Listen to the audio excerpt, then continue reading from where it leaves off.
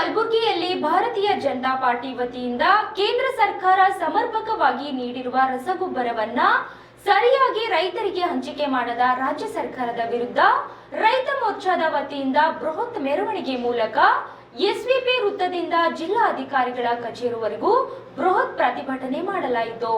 ಯಾಕಂದ್ರೆ ಅವ್ರು ಸ್ಟಾಕ್ ಕೇಳೋದಕ್ಕೆ ಏನ್ ಹೇಳ್ತಾರೆ, ನಮ್ಮಲ್ಲಿ ಯೂರಿಯಾ ಇಲ್ಲ, ಅದರ ಆಲ್ಟರ್ನೇಟ್ ಸಬ್ಸ್ಟಿಟ್ಯೂಟ್ ಬೇರೆ ಕಾಂಪ್ಲೆಕ್ಸ್ ತೋಡ್ರಿ ಅಂತ ಹೇಳ್ತಾರೆ. ಇವತ್ತು ಕಾಂಪ್ಲೆಕ್ಸ್ ರೇಟ್ ಏನಿದೆ ಅಂತಂದ್ರೆ 1500 ರೂಪಾಯಿ ಪ್ರತಿ ಚೀಲಕ್ಕೆ 200 ಪರಿಸ್ಥಿತಿ ನಮ್ಮ ರೈತರಿಗೆ ಬಂದದ್ದು.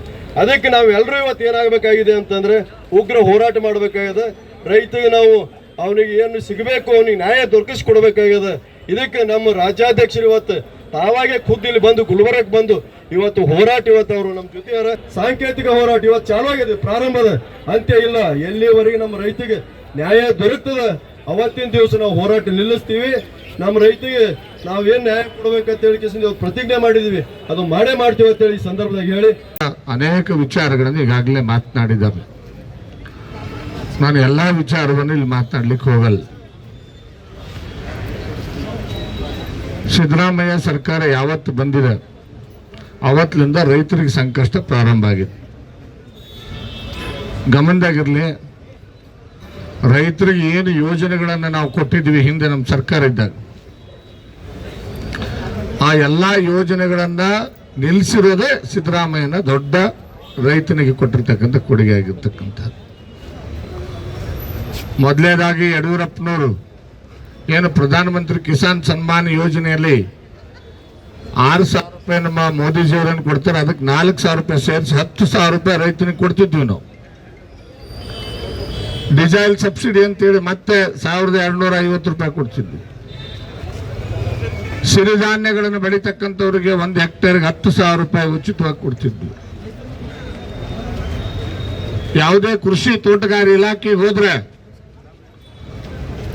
ಸ್ಪ್ರಿಂಕ್ಲರ್ ಪೈಪ್ ಇರ್ಬೋದು, ಪಂಪ್ಗಳಿರ್ಬೋದು, ಟ್ರ್ಯಾಕ್ಟರ್ ಇರ್ಬೋದು, ಕುಂಟಿರ್ಬೋದು, ಕೂರ್ಗಿರ್ಬೋದು, ರೈತನಿಗೆ ಬೇಕಾಗಿರ್ತಕ್ಕಂಥ ಎಲ್ಲ ಸಲಕರಣೆಗಳನ್ನ ಸಬ್ಸಿಡಿ ದರದಲ್ಲಿ ಅವ ರೈತ ಎಷ್ಟು ಕೇಳ್ತಾನೋ ಅಷ್ಟು ಹೋದ ದಿನ ಇಮ್ಮಿಡಿಯೇಟ್ ಆಗಿ ರೈತನಿಗೆ ಕೊಡುವಂತ ವ್ಯವಸ್ಥೆ ನಮ್ಮ ಸರ್ಕಾರ ಇದ್ದಾಗಿತ್ತು. ಯಾರ್ಯಾರು ರೈತರು ನಾನು ಬೋರ್ ಹಾಕೊಂಡು ನೀರಾವರಿ ಮಾಡ್ಕೋತೀನಿ ಅಂತಾನ ಅವೆಲ್ಲ ರೈತರಿಗೆ ಉಚಿತವಾಗಿ ವಿದ್ಯುತ್ತನ್ನ ಒದಗಿಸುವಂತ ಯೋಜನೆ ಏನು ಯಡಿಯೂರಪ್ಪನವರು 10 HP ವರೆಗೆ ವಿದ್ಯುತ್ತನ್ನು ಕೊಡ್ತಕ್ಕಂಥ ಯೋಜನೆ 2008ರಲ್ಲಿ ಜಾರಿಗೆ ತಂದ್ರು. ಅವತ್ತಿನಿಂದ ನಮ್ಮ ಸರ್ಕಾರ ಇರೋವರೆಗೆ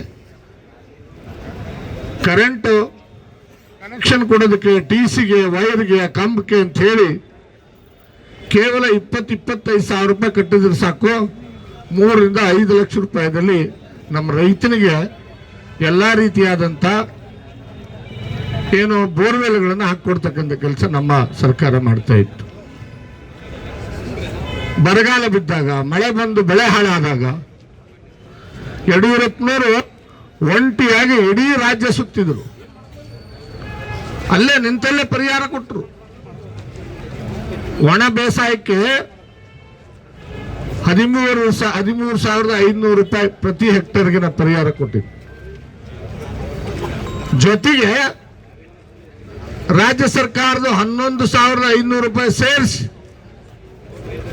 ಕೇಂದ್ರ ಸರ್ಕಾರದ್ದು 13,500 ರೂಪಾಯಿ ಮೋದಿಯವ್ರದ್ದು, ರಾಜ್ಯ ಸರ್ಕಾರದ ಯಡಿಯೂರಪ್ಪನವ್ರು ಕಡಿಮೆ ಆಗುತ್ತೆ ರೈತರಿಗೆ ಅಂತ ಹೇಳಿ ಅದಕ್ಕೆ ಮತ್ತೆ 11,500 ರೂಪಾಯಿ ರಾಜ್ಯ ಸರ್ಕಾರದ ಬಜೆಟ್ ಇಂದ ಸೇರಿಸಿ ಪ್ರತಿ ಹೆಕ್ಟರ್ಗೆ 25,000 ರೂಪಾಯಿ ಪರಿಹಾರ ಕೊಡ್ತಕ್ಕಂಥ ಕೆಲಸವನ್ನ ಸನ್ಮಾನ್ಯ ಯಡಿಯೂರಪ್ಪನವ್ರು ಮಾಡಿದ್ರು.